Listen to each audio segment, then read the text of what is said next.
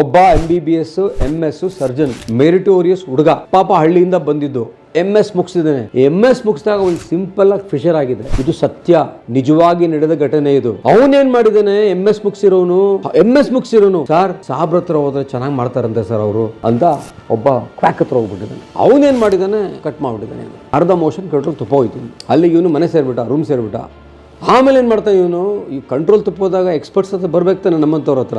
ಅವನು ಜೂನಿಯರ್ ಇನ್ನೊಬ್ಬ MS ಮಾಡಿದ್ದಾನೆ, ಆಗ್ತಾನೆ ಪಾಸ್ ಆಗಿದ್ದಾನೆ. ಒಂದು ಜೂನಿಯರು ಅವನು ಹತ್ರ ಹೋಗಿದ್ದಾನೆ.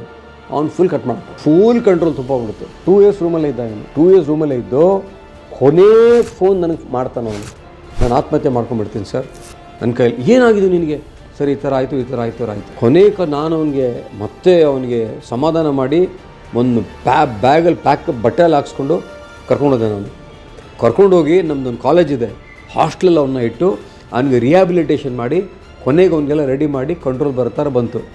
ಈಗ ಚೆನ್ನಾಗಿದ್ದಾನೆ, ಮದುವೆ ಆಗಿದ್ದಾನೆ, ಒಂದು ದೊಡ್ಡ ಸಂಸ್ಥೆನಲ್ಲಿ HOD ಕೆಲಸ ಮಾಡ್ತಾ ಇದ್ದಾನೆ. ಸೊ ಆ ಥರ ಆದಮೇಲೂ ಟ್ರೀಟ್ಮೆಂಟ್ ಮಾಡ್ಬೋದು. ನಾವೆಲ್ಲ ಈ ಮೋಷನ್ ಕಂಟ್ರೋಲ್ ತಪ್ಪೋದ್ರೂ ಸಹ ಈ ಪ್ಲಾಸ್ಟಿಕ್ ಸರ್ಜರಿ ಮಾಡ್ತೀವಿ ಕಂಟ್ರೋಲ್ ಮಾಡೋಕ್ಕೆ.